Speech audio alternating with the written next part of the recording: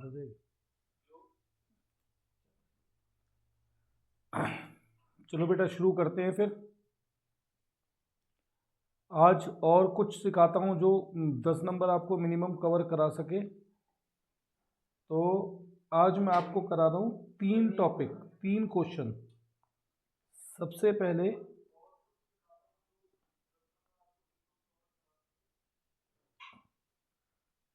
Question number 19। अच्छा हाँ, ये आज का दिन दूसरा है क्या?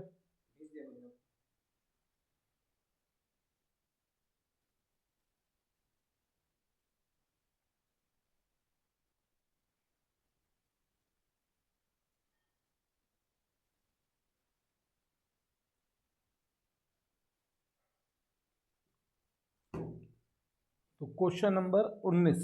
एक तो क्वेश्चन नंबर 19 में फिक्स है हमारा जो क्वेश्चन आएगा वो आएगा परचेज कंसिडरेशन का।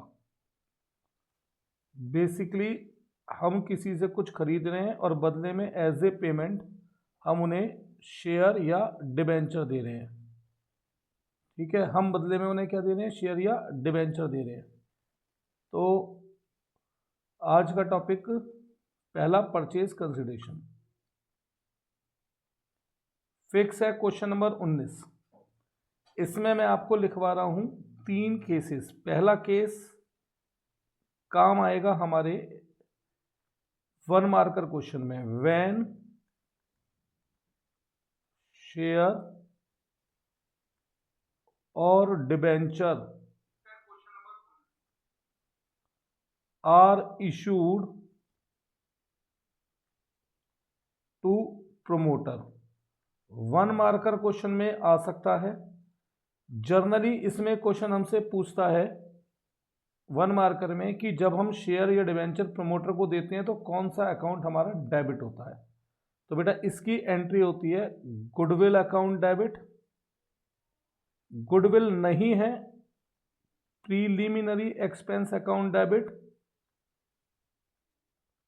प्रीलिमिनरी एक्सपेंस भी नहीं है, incorporation account debit, incorporation expense account debit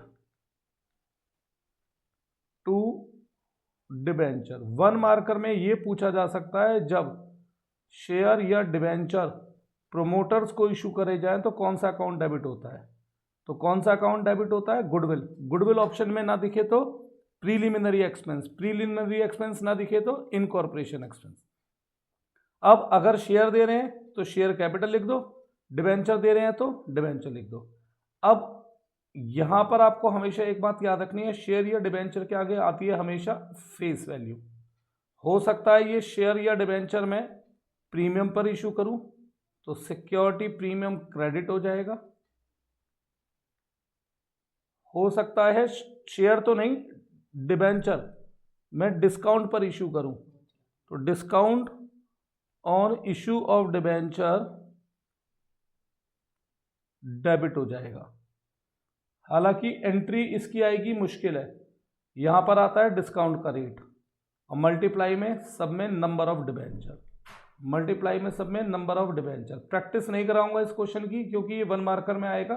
तो बेसिकली वो हमसे यही पूछेगा कि जब भी शेयर या डिबेंचर हम प्रमोटर को देते हैं तो कौन सा अकाउंट डेबिट होता है। आगे बढ़ते हैं। इसमें बी केस, इसमें बी केस जब हम कुछ खरीदें और उसके बदले में शेयर या डिबेंचर किसी को दे रहे हैं तो केस बी,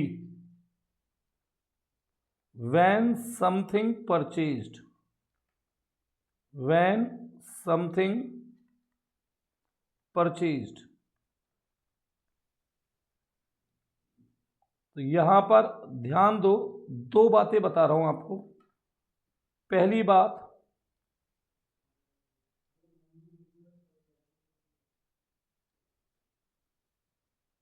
हम केवल एसेट खरीद रहे हैं, व्हेन एसेट इज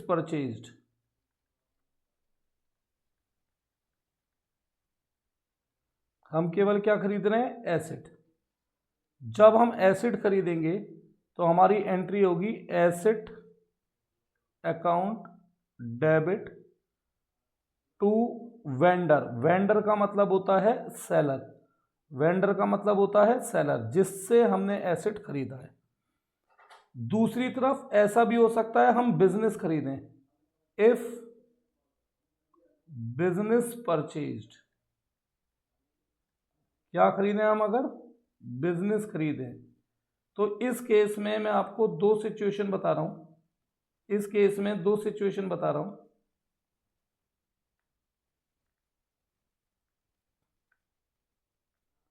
पहली,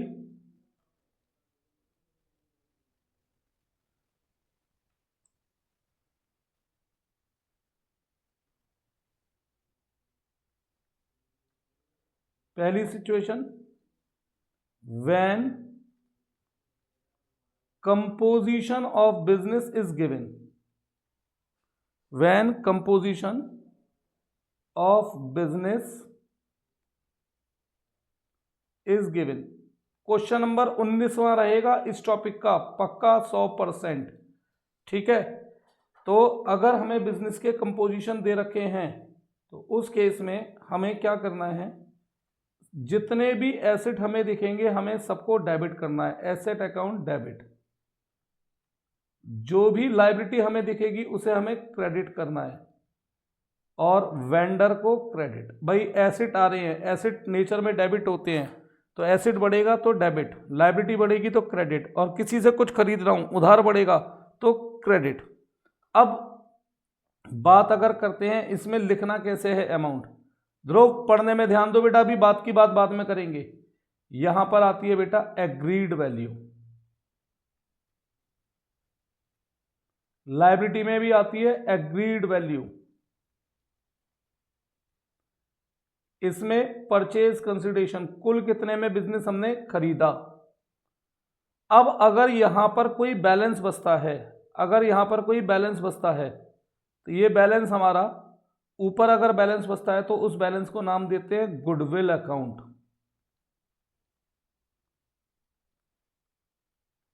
अगर नीचे बैलेंस बचता है तो उस बैलेंस को नाम देते हैं कैपिटल रिजर्व। 19वां क्वेश्चन होगा 100% फिक्स, 3 मार्क्स के अंदर। ठीक है, दूसरा आते हैं इसके दूसरी तरफ को, when composition of business is not given, मतलब हमें बिजनेस का कंपोजिशन नहीं बता रखा कि बिजनेस में कितने एसेट है कितनी लायबिलिटी है, इज नॉट गिवन। तो इस केस में हम एंट्री करेंगे बिजनेस परचेज अकाउंट डेबिट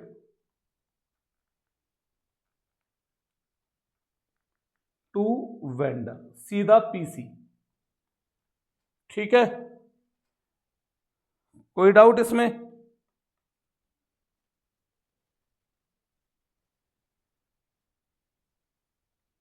आगे बढ़ते हैं। स्टेप 2, ये एंट्री हो गई स्टेप 1। आगे आते हैं स्टेप 2।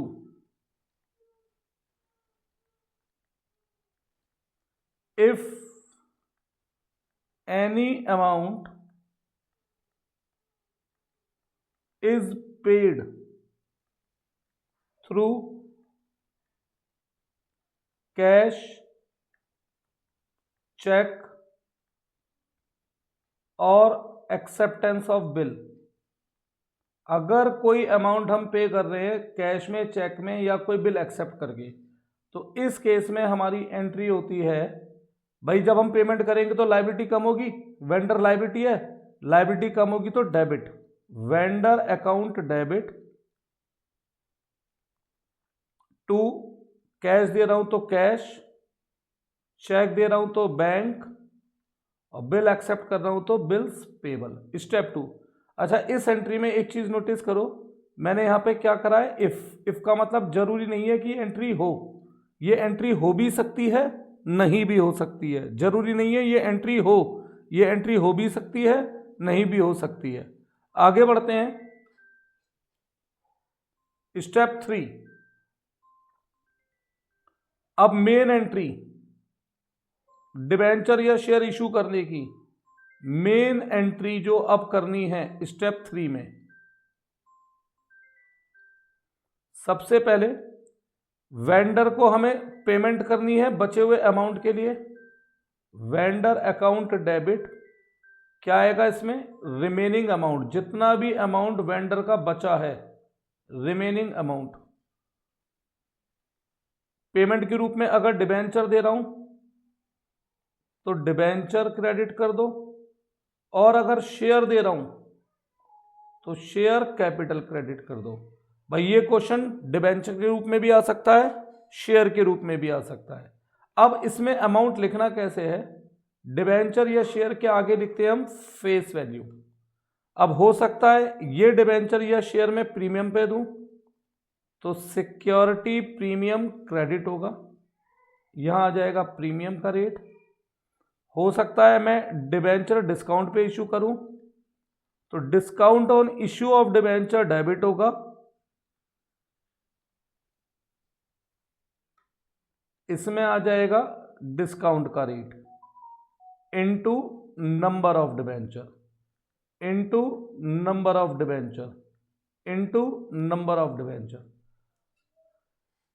ये नंबर ऑफ डिबेंचर निकाले कैसे जाएंगे, ये नंबर ऑफ डिबेंचर निकालने कैलकुलेट कैसे करने हैं, नंबर ऑफ शेयर या डिबेंचर कैलकुलेट कैसे करने हैं। जो भी आपको अमाउंट पे करना है वेंडर को, remaining amount to be paid,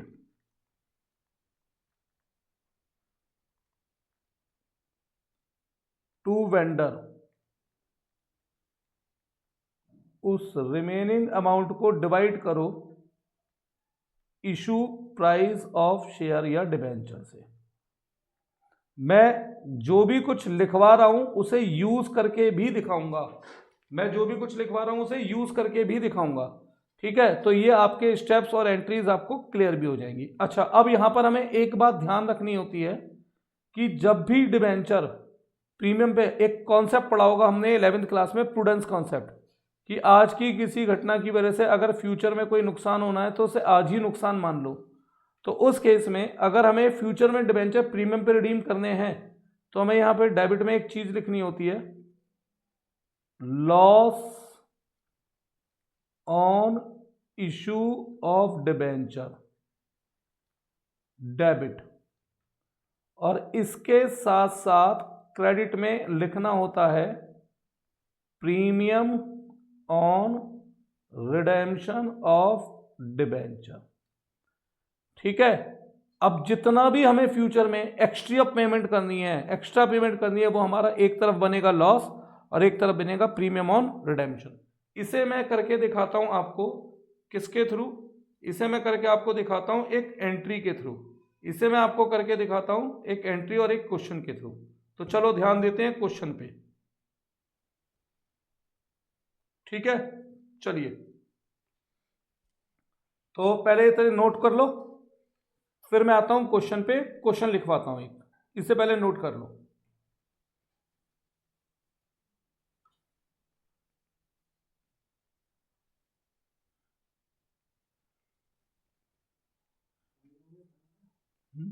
पानी पी देना सुना,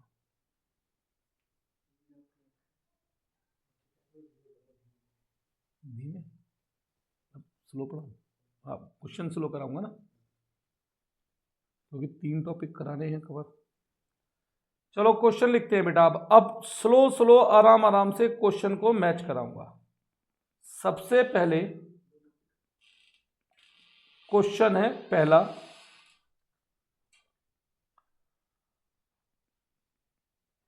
ABC limited purchase business of XYZ limited for ₹10 lakh. ABC ने XYZ का बिजनेस खरीदा है 10 लाख रुपए में। अब दिस बिजनेस कंटेन, इस बिजनेस में क्या क्या है? लैंड एंड बिल्डिंग है, कितने रुपए की? वर्थ ₹5 लाख। स्टॉक है कितने रुपए का? ₹4 लाख। डेटर है कितने रुपए के? ₹4 लाख। क्रेडिटर है कितने रुपए के? ₹1 लाख। ठीक, अब आगे बढ़ते हैं। एज कंसीडरेशन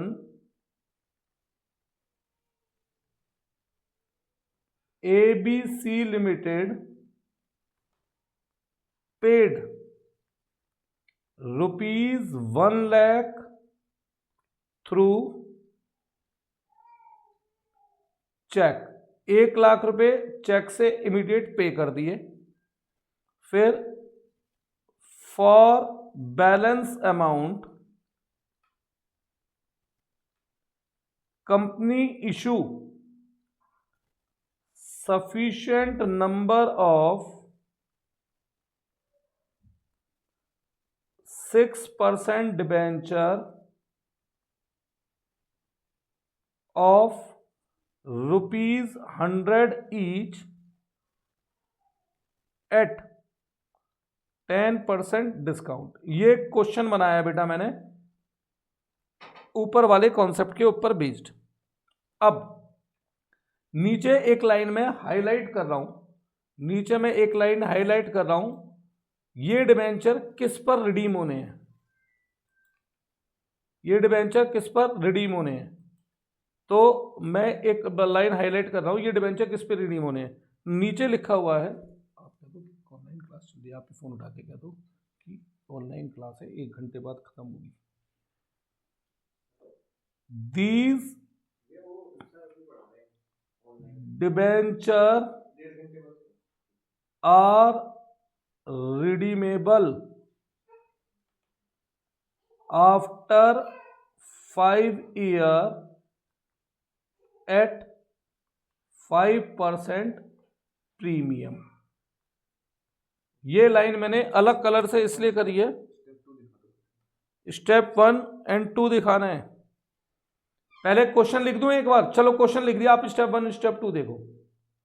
ये रहा स्टेप 1, देखो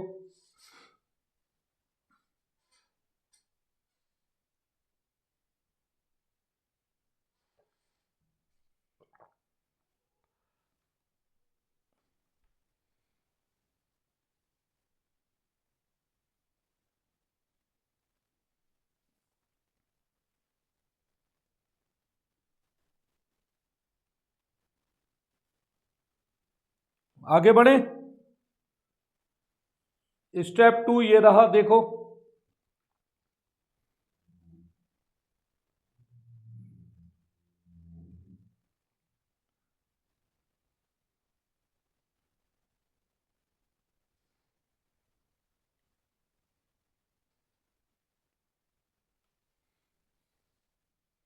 स्टेप 3 पर आए। स्टेप 3 ये रहा, देखो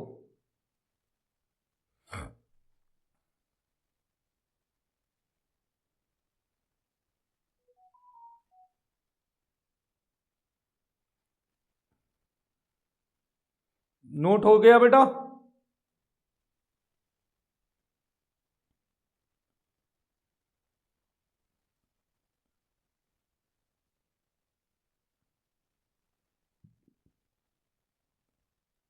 अब ये रहा क्वेश्चन जिसका मुझे सॉल्यूशन कराना है ऊपर वाले स्टेप के बेस पर, ऊपर वाले स्टेप के बेस पर। ठीक है, तो सुनो, अब करें आंसर क्या? चलो आंसर करता हूं।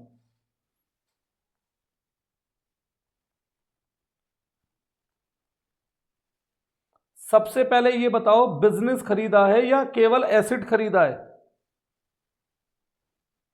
हमने खरीदा है बिजनेस, हमने खरीदा है बिजनेस।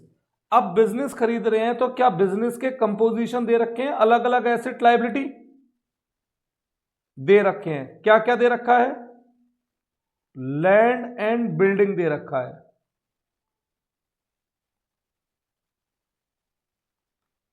कितने रुपए? लैंड एंड बिल्डिंग दे रखी है 5 लाख रुपए। और क्या दे रखा है? स्टॉक। स्टॉक भी क्या होता है? एसेट। स्टॉक डेबिट कितने रुपए? 4 लाख। और क्या दे रखा है? डेटर। डेटर डेबिट, डेटर भी एसेट है, 4 लाख। और क्या दे रखा है? क्रेडिटर। क्रेडिटर है लायबिलिटी, कितने रुपए? 1 लाख।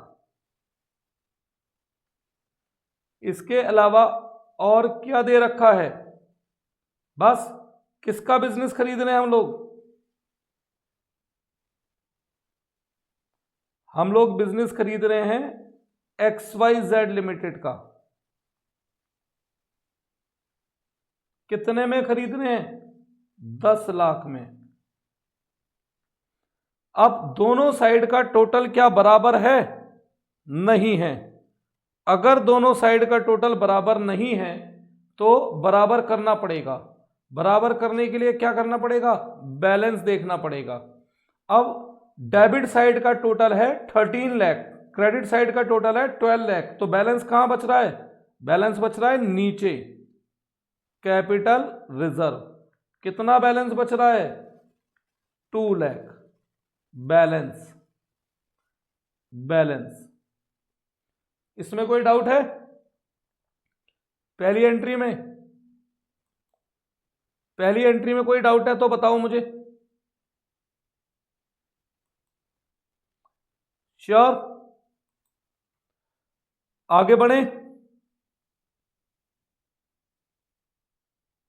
चलो आगे बढ़ते हैं। स्टेप 1 खत्म। अब देखो, क्या कोई इमीडिएट पेमेंट हो रही है? As a consideration ABC limited paid ₹1 lakh through cheque. Immediate payment हो रही है, इमीडिएट पेमेंट हो रही है, ठीक है, चेक से। तो vendor debit, XYZ limited debit to bank. कितने रुपए की इमीडिएट पेमेंट हो गई? 1 लाख रुपए की। कितने रुपए की इमीडिएट पेमेंट हो गई? 1 लाख रुपए की। इसमें कोई डाउट? अब आते हैं स्टेप 3। हमने बिजनेस खरीदा था वेंडर से, हमने बिजनेस खरीदा था 10 लाख रुपए का, जिसमें से हमने 1 लाख रुपए पे कर दिए। तो अभी भी वेंडर को कितना पैसा देना है? 9 लाख रुपए। अभी भी वेंडर को कितना पैसा देना है? 9 लाख रुपए। तो एंट्री होगी वेंडर डेबिट,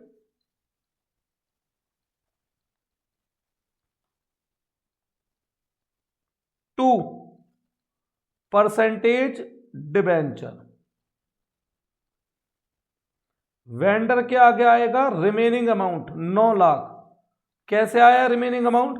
10 लाख का हमने बिजनेस खरीदा था, जिसमें से हमने 1 लाख रुपए चेक से पे कर दिया, तो कितने? 9 लाख।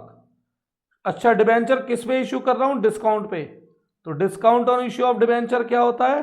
डेबिट होता है। Discount on issue of debenture क्या होता है? डेबिट होता है। डिबेंचर के आगे आती है फेस वैल्यू, और डिस्काउंट के आगे आता है डिस्काउंट का अमाउंट। डिस्काउंट कितने रुपए है?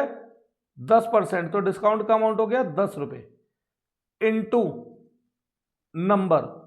अब नंबर ऑफ डिबेंचर कैसे निकालते हैं? जितना पैसा मुझे देना है, कितना पैसा देना है? 9 lakh, divide by issue price.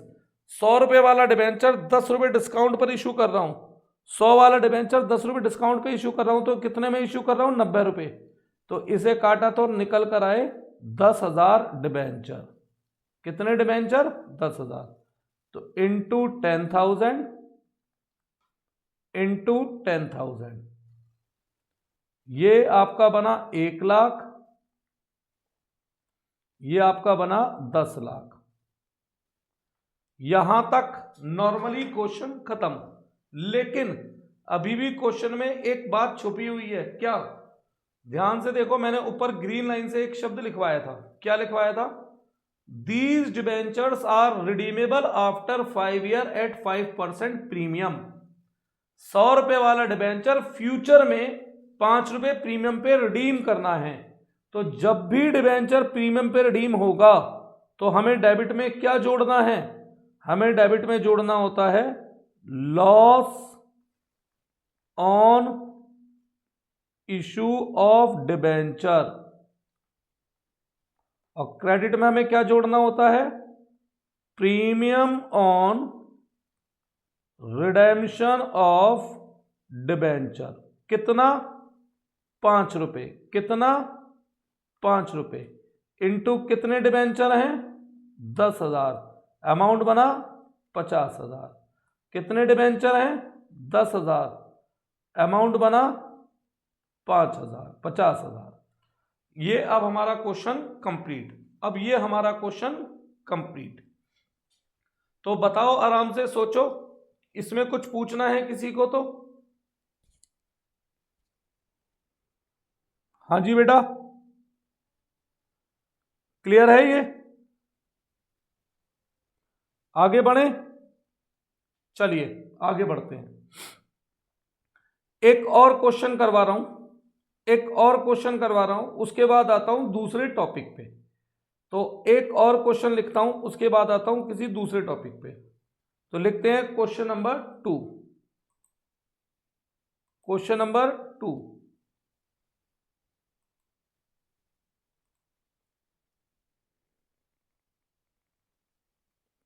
Question number 2।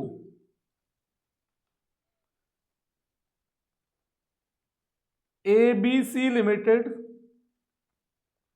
Present following balance sheet, bracket में लिख रहा हूं extracted for year ending 31 March 25 and 31 मार्च 24। ये एक्सट्रैक्टेड बैलेंस शीट का एक छोटा सा फॉर्मेट बना रहा हूं। ठीक है, एक्सट्रैक्टेड बैलेंस शीट का एक छोटा सा फॉर्मेट बना रहा हूं। यहां पर हेडिंग है हमारी शेयर होल्डर फंड,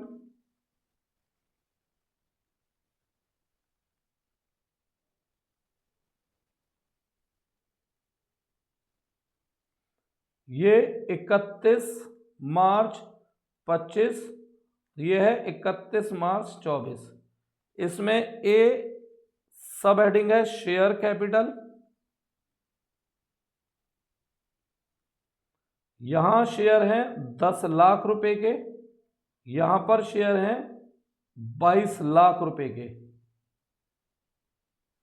बी सब हेडिंग है रिजर्व एंड सरप्लस,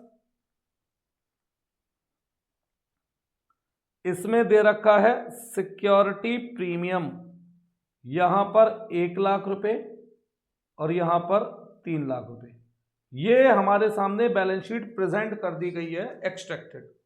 अब इसके बेस पर आगे अगर हम बढ़ते हैं तो आगे क्वेश्चन लिखता है during the year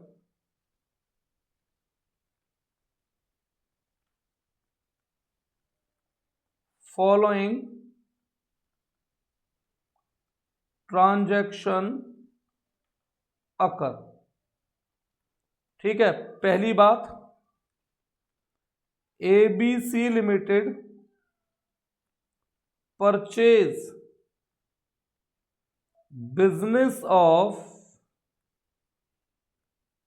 XYZ limited full stop, this business contain assets worth ₹15 lakh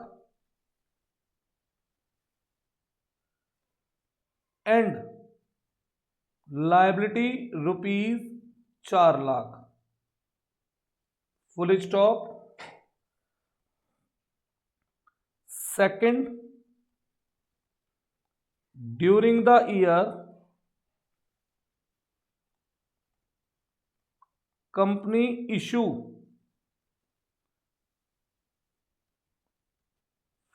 50,000 share of rupees 10 each to public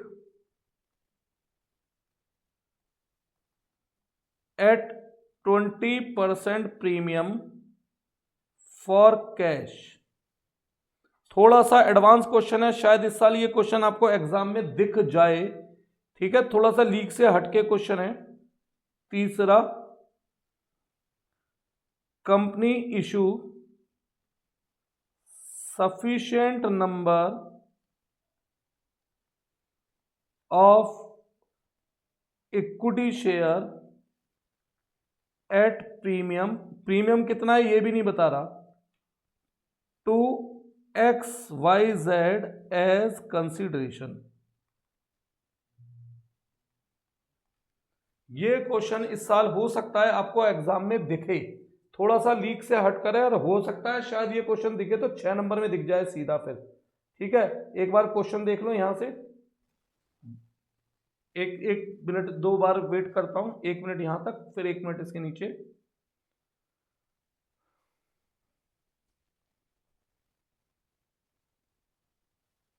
कोई डाउट है यहां तक? लिखा क्वेश्चन? नीचे करते हैं, बाकी के पॉइंट लिखो। अब फिर मैं इसका कराता हूं सॉल्यूशन, बहुत ही अलग सा सॉल्यूशन है, ठीक है। एंट्री वही है पर थोड़ा सा डिफरेंट सॉल्यूशन है, यहां पर कुछ चीजें मिसिंग है। ये क्वेश्चन इंपॉर्टेंट है, लीक से हटकर है, हो सकता है इस साल ये एग्जाम में 6 मार्क्स में भी दिख जाए, तो कोई बड़ी बात नहीं है।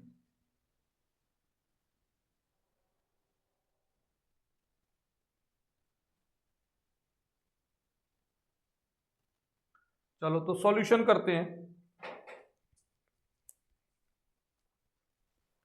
सॉल्यूशन करते हैं फिर।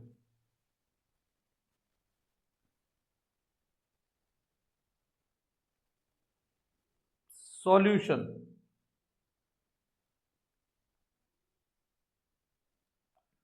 सबसे पहले ABC लिमिटेड बिजनेस खरीद रही है XYZ लिमिटेड का, तो एंट्री बनेगी, और इसमें एसेट लायबिलिटी दे रखे हैं, तो एंट्री क्या बनेगी, एसेट अकाउंट डेबिट। कितने के एसेट थे? 15 लाख के। टू लायबिलिटी अकाउंट, लायबिलिटी कितने की है? 4 लाख। टू बिजनेस किसका खरीदा है? XYZ लिमिटेड का। कितने में बिजनेस खरीदा है? ये इंफॉर्मेशन मिसिंग है, ठीक है, ये इंफॉर्मेशन मिसिंग है। आगे बढ़ते हैं, देखते हैं कहीं से ये इंफॉर्मेशन मिल पाए। इसके अलावा फिर सेकंड पार्ट में बिजनेस क्या कर रहा है, 50,000 शेयर पब्लिक को कैश में बेच रहा है, तो कैश आएगा शेयर जाएंगे, कैश आएगा शेयर जाएंगे, कैश एसेट है, एसेट बढ़ता है तो डेबिट, तो एंट्री बनेगी cash account debit to equity share capital to security premium. एक शेयर की फेस वैल्यू 10 रुपए और 20% प्रीमियम यानी 2 रुपए प्रीमियम। कितने शेयर हम पब्लिक को इशू कर रहे हैं? 50,000। कितने शेयर हम पब्लिक को इशू कर रहे हैं? 50,000। तो कितने रुपए के शेयर हो गए ये हमारे? 5 लाख के। प्रीमियम कितना हो गया? 2 लाख का। तो इस हिसाब से हमारे पास कैश कितना आया? 7 लाख। ये हमने करी है सेकंड पॉइंट। ये हमारा फर्स्ट पॉइंट था, ये हमारा था सेकंड पॉइंट जो ऊपर क्वेश्चन में लिखा था। ये था हमारा सेकंड पॉइंट जो ऊपर क्वेश्चन में लिखा था। ये लिखा क्वेश्चन में, during the year company issue 50,000 share of ₹10 each to public at premium. अब तीसरा पॉइंट है, अब हम as a consideration XYZ limited को शेयर दे रहे हैं प्रीमियम पर कितने क्वेश्चन ने नहीं बताए, ना क्वेश्चन ने पीसी बताई ना नंबर ऑफ शेयर बताए। तो अब ये जो तीसरी एंट्री है यही इसका सबसे मेन मुख्य एंट्री है। वेंडर को हमें शेयर देने हैं, कितने शेयर देने हैं, क्वेश्चन साइलेंट है। कितने प्रीमियम पे देने हैं, क्वेश्चन साइलेंट है। ना क्वेश्चन हमें ये अमाउंट बता रहा है, ना हमें ये अमाउंट बताया है, और ना ही हमें ये वाला अमाउंट बताया है। तो अब कैसे सोचा जाए कि कितने शेयर देने हैं? तो देखो इसका तरीका क्या है बेटा, बैलेंस शीट जो हमें दी थी ना उसी से ये तरीका क्रैक होगा। ध्यान दो साल के पहले दिन कितने शेयर हैं, 10 लाख। आखिरी दिन कितने शेयर हैं, 22 लाख। यानी इस बीच कितने शेयर इशू करे हैं कंपनी ने, 12 लाख। इस बीच कितने शेयर इशू करे हैं कंपनी ने, 12 लाख। इन 12 लाख में से 5,000 शेयर कंपनी ने किस में दे दिए हैं, कैश में। इन 12 लाख में से 5,000 शेयर कंपनी ने किस में दे दिए हैं, कैश में। तो बचे 7 लाख रुपए के शेयर वो यहां आ गए। बचे 7 लाख रुपए के शेयर वो यहां आ गए। सेम ऐसे ही प्रीमियम को क्रैक करते हैं। तो ध्यान से देखो, साल के पहले दिन प्रीमियम था 1 लाख, आखिरी दिन प्रीमियम है 3 लाख। कितना प्रीमियम बढ़ गया, 2 लाख रुपए। कितना प्रीमियम बढ़ गया, 2 लाख रुपए। इस 2 लाख रुपए प्रीमियम में से 2 लाख का प्रीमियम यहां पर कवर हो गया। एक काम करते हैं बेटा, ऊपर प्रीमियम बढ़ा लेते हैं, यहां 4 लाख का कर देते हैं। ठीक है, इससे क्या होगा, आपका प्रीमियम वाला केस भी पूरा क्लियर हो जाएगा। तो कितना प्रीमियम बढ़ गया, 3 लाख। इस 3 लाख के प्रीमियम में से 2 लाख रुपए का प्रीमियम हमारा यहां कवर हो गया। तो बचा कितना प्रीमियम, 1 लाख। तो वो 1 लाख वाला प्रीमियम वेंडर में आ गया।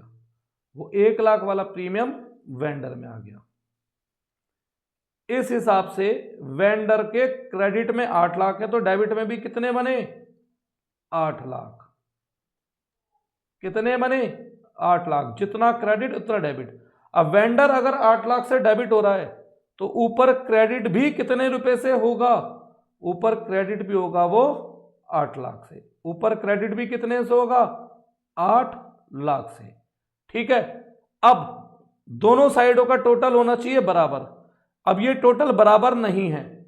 अगर ये टोटल बराबर नहीं है तो बराबर करने के लिए हम क्या लिखेंगे, बैलेंस। अब वो बैलेंस हमारा कहां बच रहा है, नीचे बैलेंस बचे तो उसे क्या कहते थे, कैपिटल रिजर्व बैलेंस। कितना बैलेंस बच रहा है, 3 लाख।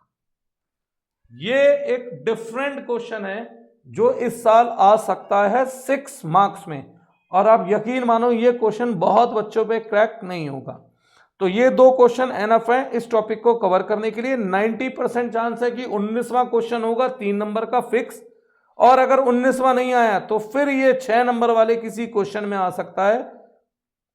और उस केस में क्वेश्चन इस तरीके से आएगा जिस तरीके से मैंने अभी आपको यहां पर क्वेश्चन दिया है। इस तरीके से आएगा जैसे मैंने क्वेश्चन आपको दिया है। ठीक है, तो आप जो भी सैंपल पेपर आप लोग पढ़ रहे हैं उस सैंपल पेपर से इस वाले क्वेश्चन की, वेंडर वाले क्वेश्चन की, परचेज कंसिडरेशन की प्रैक्टिस कर लेना। 100% 3 मार्क्स कवर है। आज एक और टॉपिक कवर करा रहा हूं मैं। अब वो टॉपिक है 4 मार्क्स का। उसका भी क्वेश्चन फिक्स है, 100% 4 मार्क्स का क्वेश्चन आएगा, और क्वेश्चन नंबर भी हमारा होगा 33। क्वेश्चन नंबर भी मैं आपको बता रहा हूं, क्वेश्चन नंबर होगा 33। 100% ये टॉपिक भी एग्जाम में आएगा। टॉपिक का नाम शायद आप सभी बच्चों को ये टॉपिक आता भी हो, कंपैरेटिव कॉमन साइज स्टेटमेंट है। तो इसमें चार चीजें, comparative balance sheet, common size balance sheet, comparative income statement, common size income statement. But मैं यहां पर आपको केवल कराऊंगा income statement. Reason, balance sheet का क्वेश्चन आएगा नहीं आएगा पक्का नहीं है। इस क्वेश्चन में चॉइस आएगी, हो सकता है एक तरफ इनकम स्टेटमेंट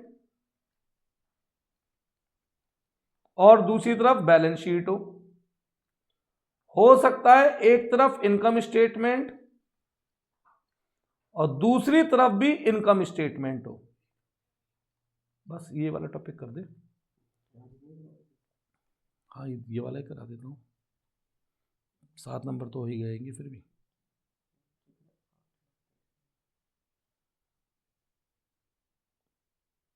ये क्या होता है?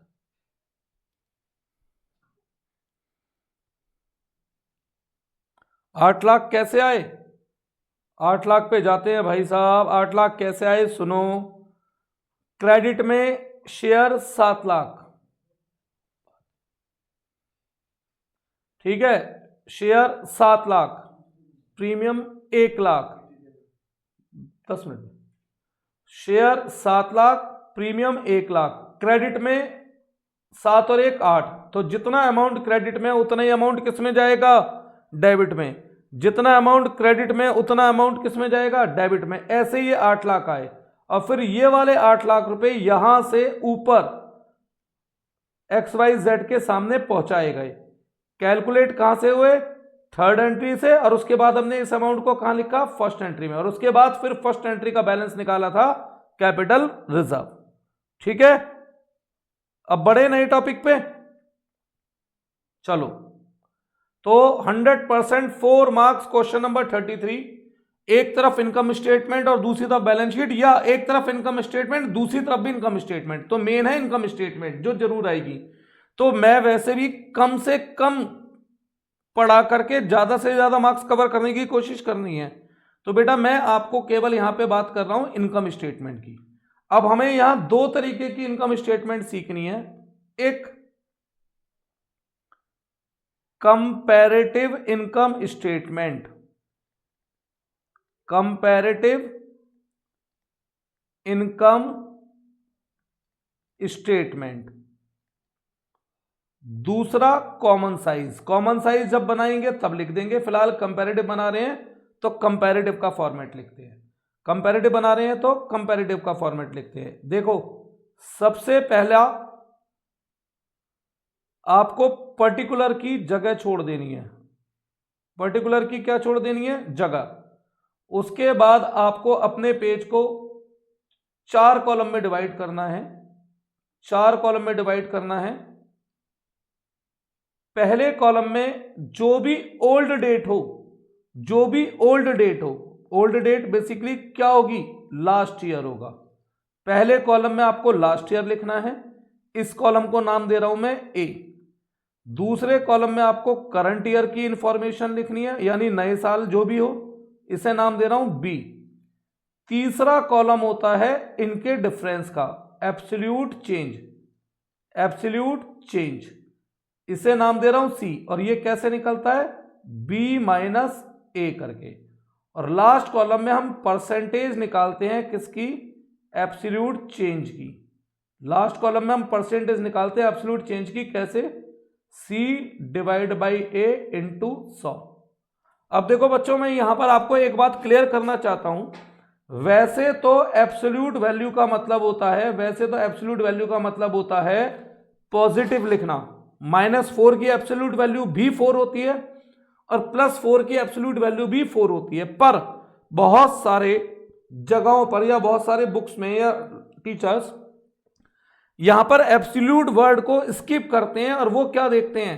वो देखते हैं बढ़ रहा है तो प्लस, कम हो रहा है तो माइनस, बढ़ रहा है तो प्लस, कम हो रहा है तो माइनस। तो आपका मन है भाई आप प्लस माइनस में लिखना चाहें लिखें, पर मेरी तरफ से तो यहां पे साइन लगाने की जरूरत नहीं होती है। अब रही बात फॉर्मेट में क्या क्या आता है, इसके फॉर्मेट में क्या क्या लिखा जाएगा।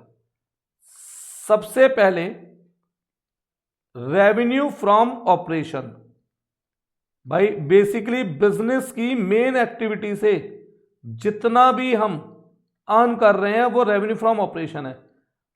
शॉर्ट में, सरल भाषा में नेट सेल होती है ये।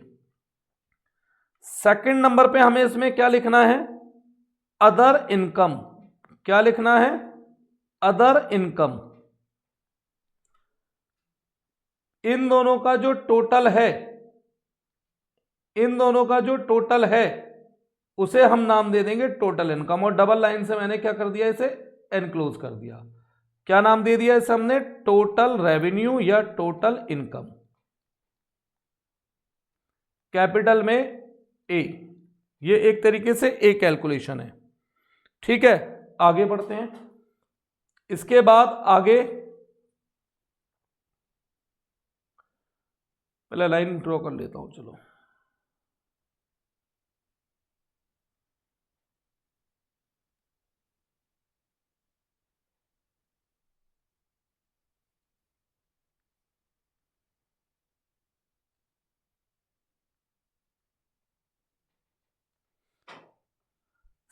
थर्ड नंबर पे यहां लिख रहा हूं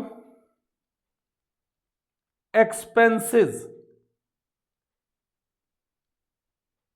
एक्सपेंसेस, ठीक है।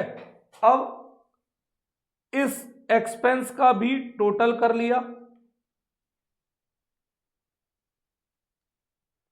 और इस टोटल को हमने नाम दे दिया टोटल एक्सपेंस। क्या नाम दे दिया? Total expense, B.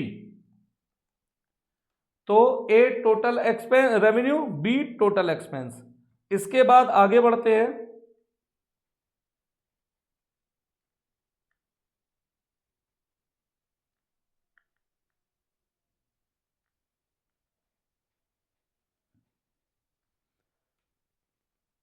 Profit before tax.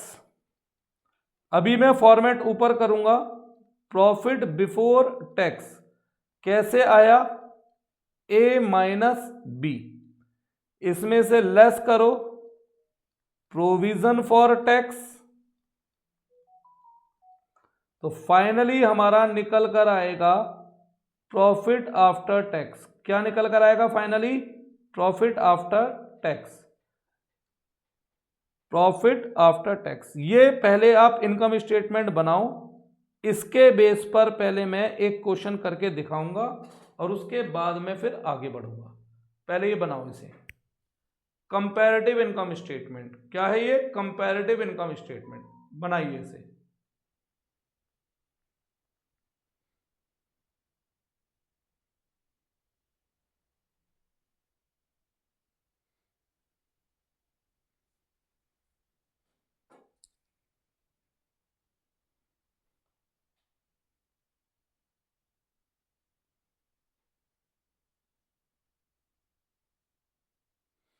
Comparative के बाद बेटा अभी कॉमन साइज कराऊंगा और आज मैं आपको एक चीज लिख कर दूंगा, क्वेश्चन कराऊंगा उसके कल। वो है शेयर की बैलेंस शीट। 4 मार्क्स का 100% क्वेश्चन, क्वेश्चन नंबर 21 होगा।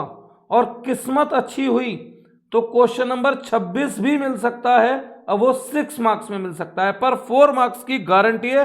वो क्वेश्चन 21 में आता ही आता है, और 21 में नहीं आया 4 में तो फिर तो 6 में आएगा। तो मैं आज उसका एक फॉर्मेट बनवाऊंगा जिसे आपको दिमाग में रिटेन करना है। कल मैं उस फॉर्मेट की प्रैक्टिस कराऊंगा और कल मैं फिर ऐसी 3-4 नंबर के कुछ और टॉपिक जोड़ूंगा। मेरा मेन मोटिव यही है, 5 दिन में 40-50 नंबर का कुछ ऐसा करा दूं कि जिन्होंने ना भी पढ़ा हो पूरे साल और वो उतना कर लें, तो कम से कम पास होने का टेंशन ना हो, पास तो वो इजीली हो जाए। बाकी अकाउंट बेटा समय मांगती है, केवल मेरे लिखने से कुछ नहीं होगा, प्रैक्टिस आपको करनी ही पड़ेगी। आगे बढ़ते हैं।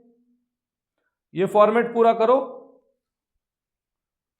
फिर मैं एक क्वेश्चन कराऊंगा और उस क्वेश्चन से पहले मुझे कुछ लिखवाना है, मैं वो बातें लिखवाता हूं उसमें।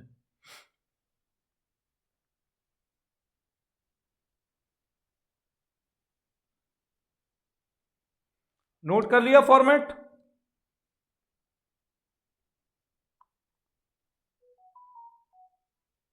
नोट करा बेटा?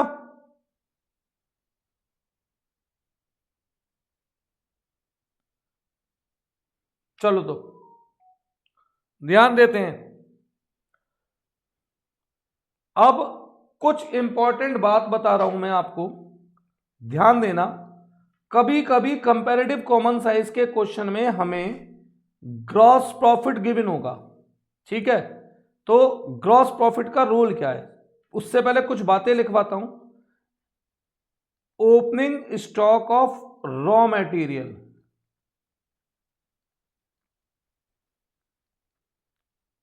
Plus purchase of raw material minus closing stock of raw material, इन तीन को हम कहते हैं रॉ मटेरियल कंज्यूम। क्या बोलते हैं इन तीन को? Raw material consume. इसमें अगर मैं जोड़ता हूं decrease in stock of WIP, जाहिर सी बात है अगर इंक्रीज होगा तो माइनस हो जाएगा। ऐड करता हूं decrease in stock of finish goods, जाहिर सी बात है इंक्रीज है तो माइनस हो जाएगा।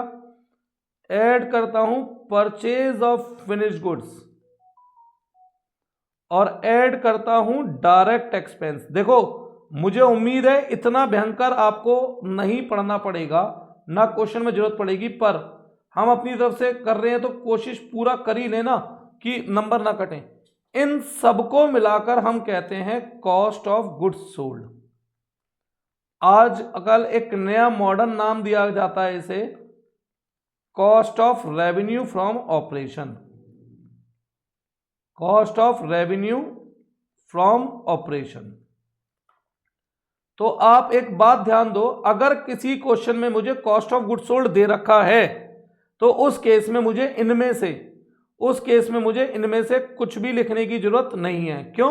क्योंकि कॉस्ट ऑफ गुड्स सोल्ड दे रखा है। या अगर मुझे रॉ मटेरियल कंज्यूम दे रखा है तो इनमें से मुझे कुछ भी लिखने की जरूरत नहीं है। क्यों? क्योंकि रॉ मटेरियल कंज्यूम में ये सब अपने आप शामिल है, ठीक है। दूसरी बात जो मुझे बतानी है इंपॉर्टेंट, कभी कभी क्वेश्चन हमें जीपी दे देगा और हम देखेंगे कि हमारे इस फॉर्मेट में ग्रॉस प्रॉफिट की कहीं जगह नहीं है, हमारे इस फॉर्मेट में ग्रॉस प्रॉफिट की जगह नहीं है, तो हम ग्रॉस प्रॉफिट का क्या करें? वो ग्रॉस प्रॉफिट हमारे यूज आएगा कॉस्ट ऑफ गुड्स सोल्ड निकालने में। क्या निकालने में? कॉस्ट ऑफ गुड्स सोल्ड, या जिसे आप क्या कह सकते हो, cost of revenue from operation कह सकते हो। ये इसमें हमारे काम आएगा, रेवेन्यू फ्रॉम ऑपरेशन कह देते हो, ये इस जगह काम आएगा, ठीक है। कैसे निकलता है ये? सेल, कौन सी सेल? नेट सेल, जिसे आजकल हम रेवेन्यू फ्रॉम ऑपरेशन भी बोल देते हैं, माइनस ग्रॉस प्रॉफिट। तो अगर हमें जीपी दे रखा हो तो जीपी का रोल क्या है? हम उसकी हेल्प से निकालेंगे कॉस्ट ऑफ गुड्स सोल्ड, और इस कॉस्ट ऑफ गुड्स सोल्ड को हमें कहां लिख देना है? फिर ये कॉस्ट ऑफ गुड्स सोल्ड हमारा क्या बन जाता है? एक्सपेंस। कहां लिख देना है इसे? एक्सपेंस में। तो अगर क्वेश्चन में हमें जीपी दे रखा हो तो जीपी का रोल है कॉस्ट ऑफ गुड्स सोल्ड, ठीक है, निकालना। और उस कॉस्ट ऑफ गुड्स सोल्ड को या रेवेन्यू फ्रॉम ऑपरेशन को कहां लिखना? एक्सपेंस में। तो ये कुछ बात ध्यान रखनी है। बाकी मैं इसके बेस पर एक क्वेश्चन लिखवाऊंगा, पहले नोट कर लो इन्हें, जो भी नोट कर रहे हो। मैं एक क्वेश्चन लिखवाऊंगा।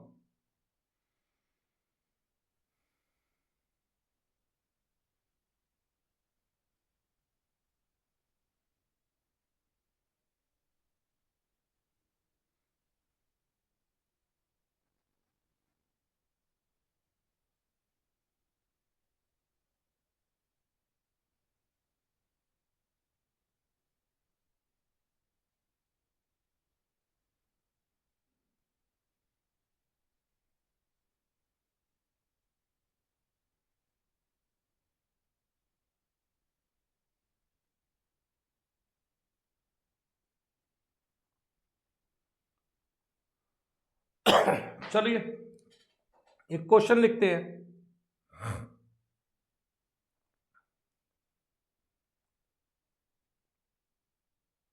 देखो हमें दे रखा है 31 मार्च 2020, 31 मार्च 2019, सबसे पहले हमें दे रखा है revenue from operation,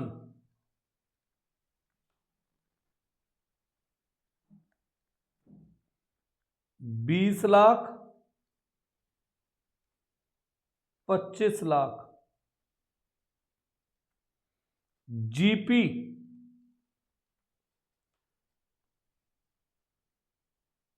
25% of cost, 20% of revenue from operation. Indirect expense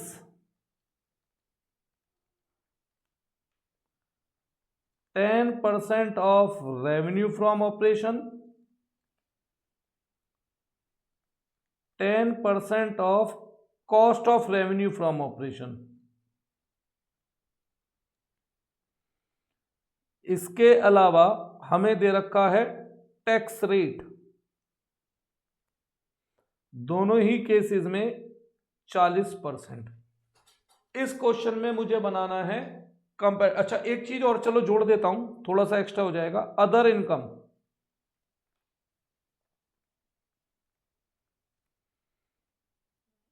1 lakh, 2 lakh. ये क्वेश्चन है और इस क्वेश्चन से मुझे बनानी है comparative common size income statement. तो पहले मैं कंपैरेटिव करवा रहा हूं और उसके बाद इसी की हेल्प से कॉमन साइज भी कर लेंगे। इसी की हेल्प से क्या कर लेंगे? Common size. ठीक है, ये भरना बहुत आसान है, बस मेन परसेंटेज का ध्यान रखना है, मेनली आखिरी के 2 कॉलम का ध्यान रखना है। तो बढ़े नीचे क्या? रुक 1 मिनट रुकता हूं, फिर उसके बाद आगे बढ़ता हूं।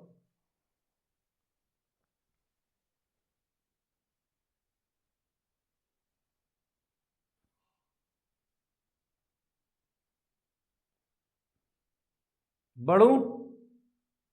चलो तो बनाते हैं फॉर्मेट पहले।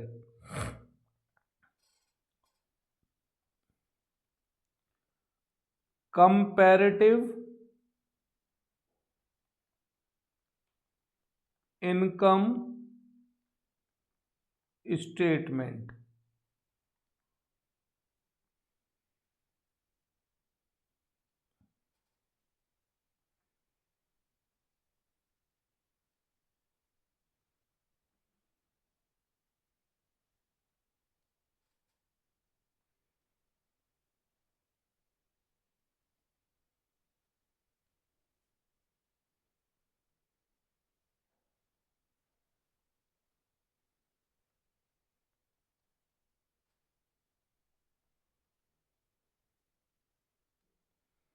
सबसे पहले पुराना साल है 31 मार्च 19, नया साल है 31 मार्च 20।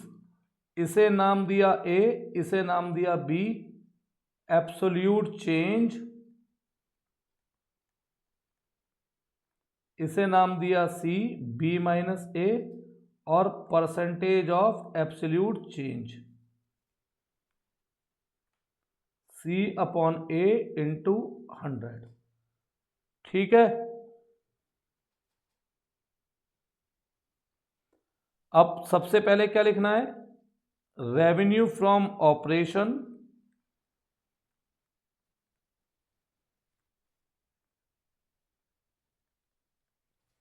फिर अदर रेवेन्यू,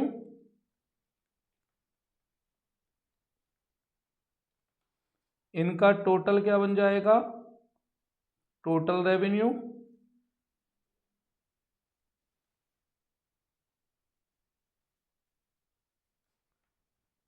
टोटल रेवेन्यू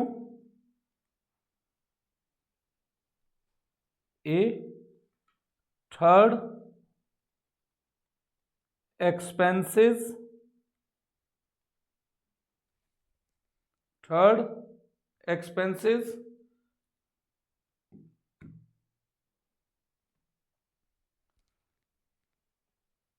इसका टोटल बन जाएगा बी।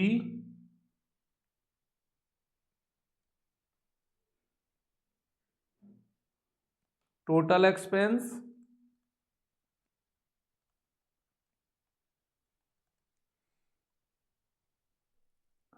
थोड़ा नीचे आगे कंटिन्यू करते हैं।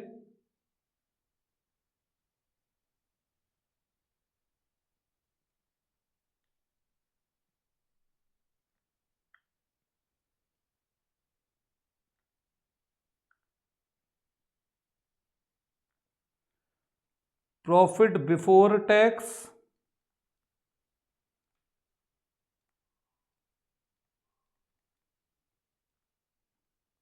ए minus be less provision for tax,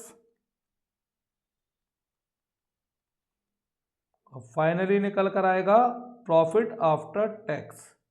finally निकल कर आएगा प्रॉफिट आफ्टर टैक्स। इस फॉर्मेट को भरते हैं ऊपर दिए हुए क्वेश्चन की हेल्प से। ठीक है जी।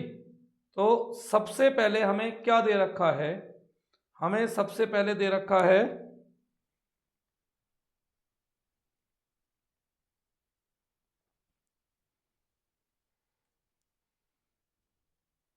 रेवेन्यू फ्रॉम ऑपरेशन कितना, 19 का 20 लाख, 20 का 25 लाख, 19 का 20 लाख, 20 का 25 लाख, 20 लाख रुपए, 25 लाख रुपए। फिर उसके अलावा अदर रेवेन्यू कितना दे रखा है, 1 लाख और 2 लाख। अदर इनकम लिख देता हूं, 1 लाख 2 लाख। टोटल इनकम कितनी हो गई, 21 लाख और 27 लाख। ठीक है। अब आगे बढ़ते हैं और देखते हैं क्या दे रखा है, जीपी दे रखा है बेटा। तो जीपी से हमें निकालना पड़ेगा सबसे पहले revenue from operation, sorry cost of goods sold.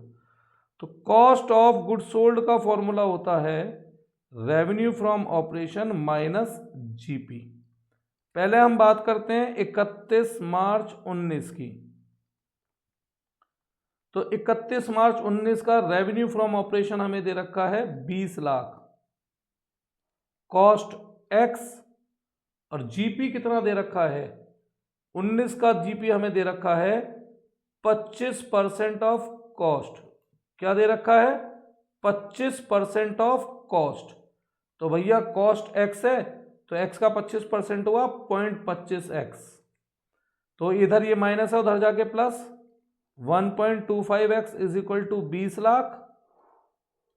तो x ऐसे निकल कर आ जाएगा 20 लाख अपॉन 1.25 कितना, 16 लाख। तो कॉस्ट ऑफ गुड्स सोल्ड निकल कर आया 16 लाख। अब कॉस्ट ऑफ गुड्स सोल्ड किस में लिखते हैं, एक्सपेंस में। इसे cost of revenue from operation ही लिख दो।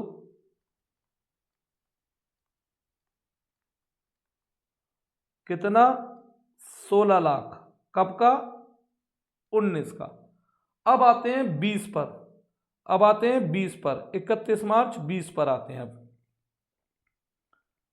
31 मार्च 20, ठीक है। Same revenue from operation minus GP किसके बराबर होगा, कॉस्ट के। तो 20 का रेवेन्यू फ्रॉम ऑपरेशन दे रखा है 25 लाख, और जीपी देखो कितनी है। अब की बार जीपी दी है, अब की बार हमें जीपी दी है 20% of revenue from operation, 20% of revenue from operation. तो रेवेन्यू फ्रॉम ऑपरेशन तो हमें पता है 25 लाख, 25 लाख का 20% कितना हुआ, 5 लाख। तो ऐसे ही यहां पर कॉस्ट ऑफ गुड्स सोल्ड कितना निकल कर आया, 20 lakh. Cost of goods sold कितना निकल कर आया, 20 लाख। तो लिख दो इसे ऊपर 20 लाख। और क्या दे रखा है देखते हैं, इनडायरेक्ट एक्सपेंस 19 में है 10% of revenue from operation. Indirect expense 19 में है 10% ऑफ रेवेन्यू फ्रॉम ऑपरेशन, और रेवेन्यू फ्रॉम ऑपरेशन ये रहा, इसका 10% यानी कि 2 लाख। और 20 में क्या दे रखा है, 25% of cost. 25% of cost, cost कितनी है 20 लाख, इसका 25% यानी कि 5 लाख। तो ऐसे ये टोटल आया 18 लाख, ये टोटल आया 25 लाख। ए माइनस बी, ए है 21 लाख, बी है 18 लाख, तो कितना बचा 3 लाख। ए माइनस बी, ए है 27 लाख, बी है 25 लाख, कितना बचा 2 लाख। आगे बढ़ते हैं। प्रोविजन फॉर टैक्स था 40%, प्रोविजन फॉर टैक्स था 40%, 3 लाख का 40% 1,20,000, 2 लाख का 40% 80,000, ये बचा 1,80,000 और ये बचा 1,20,000। ठीक है, कोई डाउट इसमें? बढ़े आगे, चलो तो देखते हैं। अब एब्सोल्यूट चेंज 20 लाख और 25 लाख, 25 लाख माइनस 20 लाख से, बस 2 मिनट, कितना बचा 5 लाख। अब परसेंटेज कैसे निकालोगे, 5 lakh divide by 20 lakh into 100, कितना हुआ 25%। Difference 1 lakh, 1 lakh divided by 1 lakh into 100, 100%। Difference 6 lakh, 6 lakh divided by 21 lakh into 100, करो जरा।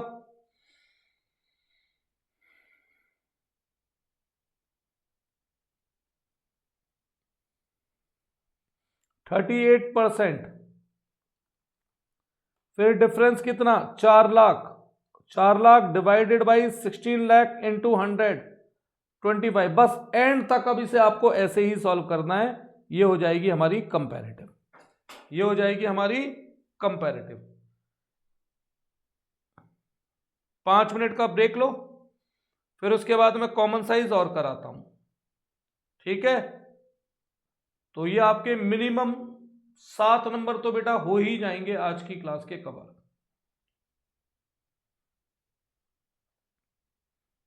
पांच मिनट का ब्रेक लो, कराता हूं फिर।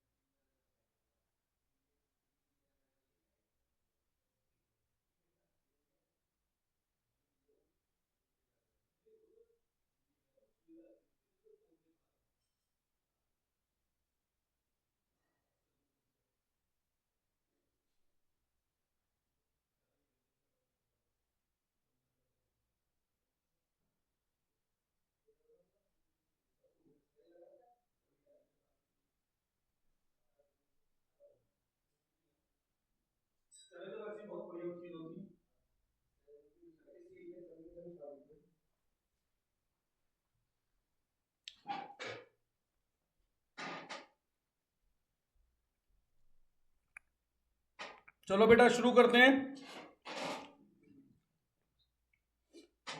मैं पीछे क्यों चल रहा हूँ इसमें?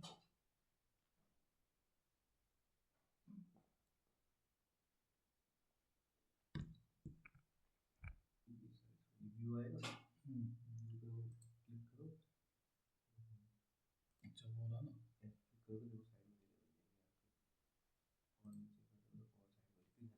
हाँ ये हो गया, ये बढ़िया मिल गई।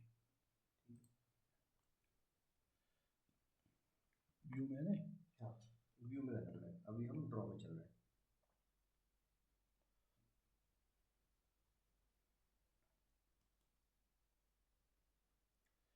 तो ये रहा बेटा कंप्लीट फॉर्मेट।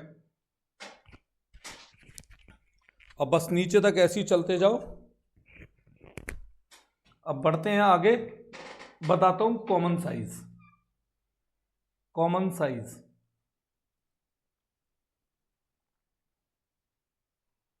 देखो, कॉमन साइज इनकम स्टेटमेंट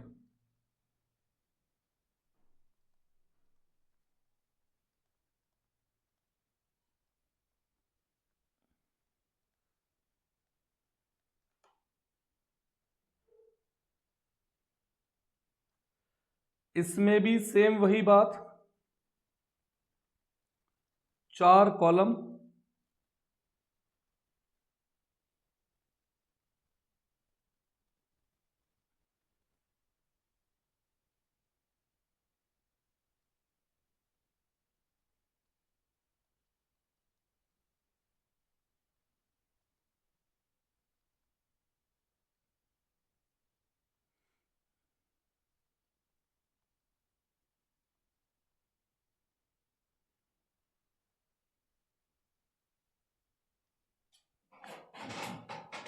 हाँ तभी सेट होगा।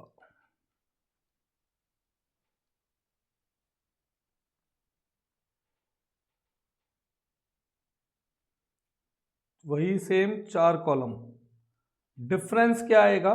डिफरेंस आएगा लास्ट के 2 कॉलम में, डिफरेंस आएगा लास्ट के 2 कॉलम में। ठीक है, same last year, same current year, बस परसेंटेज लास्ट ईयर की अलग निकलेगी और परसेंटेज करंट ईयर की अलग निकलेगी। और परसेंटेज कैसे निकालनी है बेटा? यहां पर आपको अपने हर आइटम को डिवाइड करना है रेवेन्यू फ्रॉम ऑपरेशन से इनटू 100। हर साल हर आइटम को आपको डिवाइड करना है रेवेन्यू फ्रॉम ऑपरेशन से इनटू 100। ठीक है, इनकम स्टेटमेंट में नो चेंज, सेम वही रेवेन्यू फ्रॉम ऑपरेशन, कोई चेंज नहीं है, सेम वही revenue from operation, same other income, same total, same total, total revenue A, same वही थर्ड नंबर पे एक्सपेंसेस,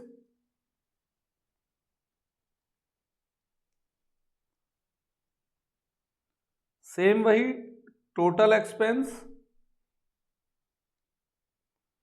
सेम वही टोटल एक्सपेंस, टोटल एक्सपेंस को क्या नाम दे दिया? B.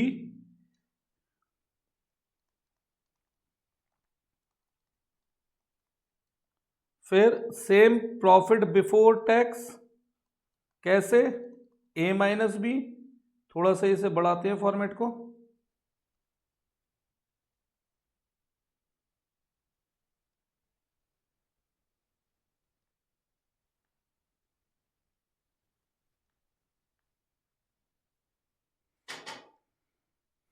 Same less provision for tax,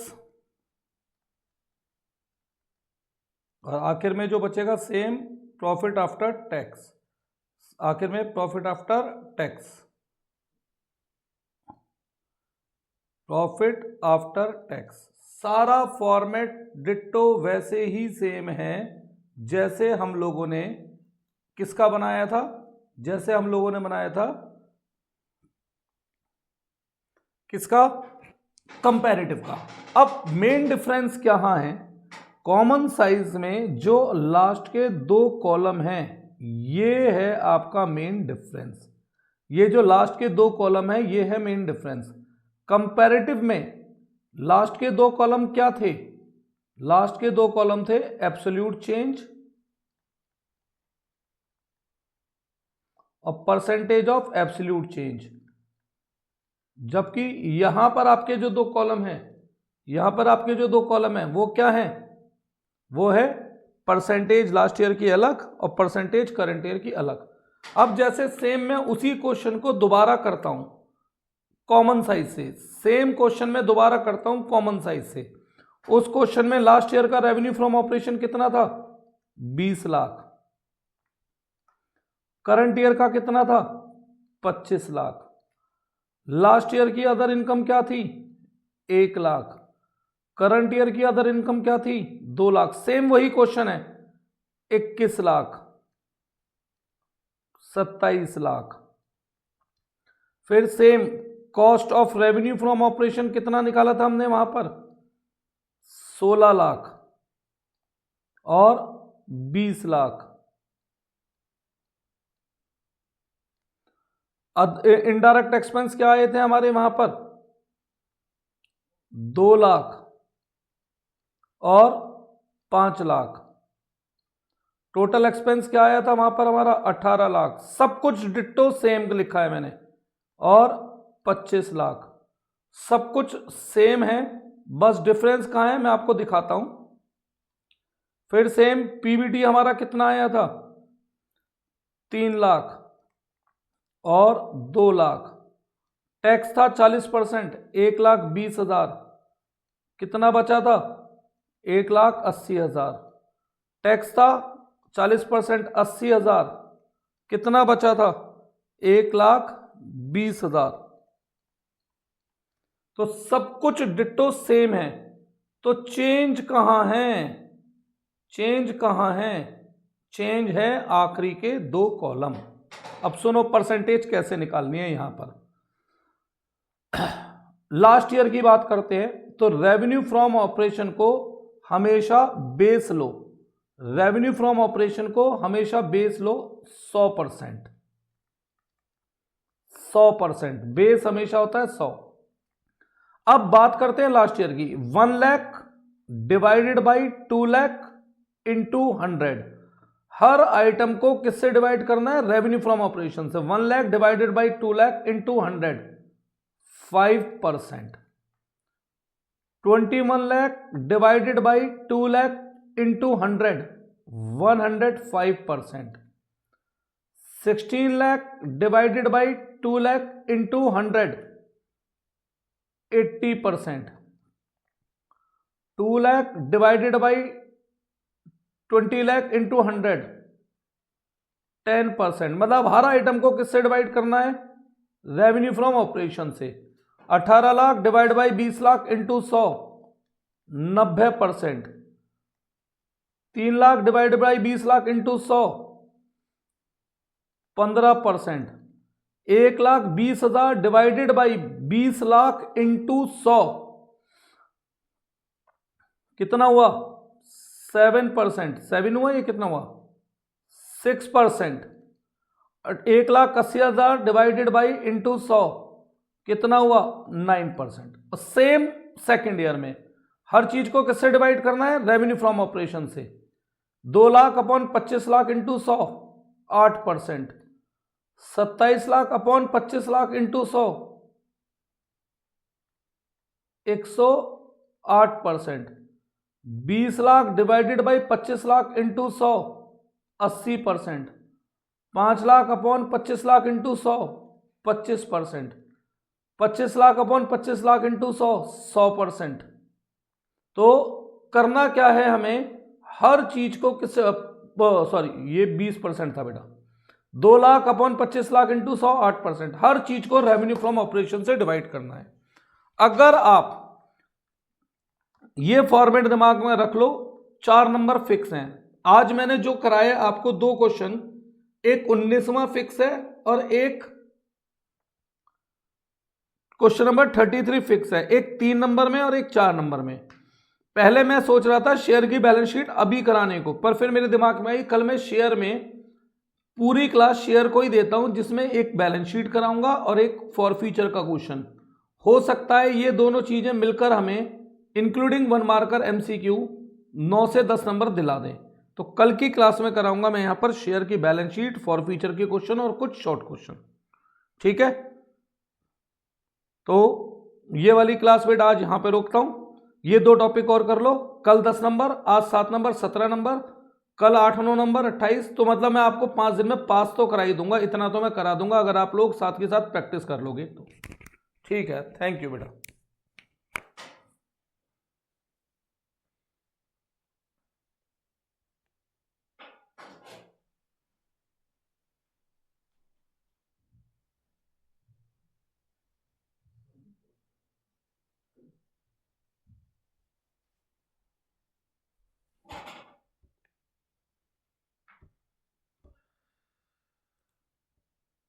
मैं कर दिया, बहुत बढ़िया हो गया जूम वाला ना, अब मेरे लिए सही काम।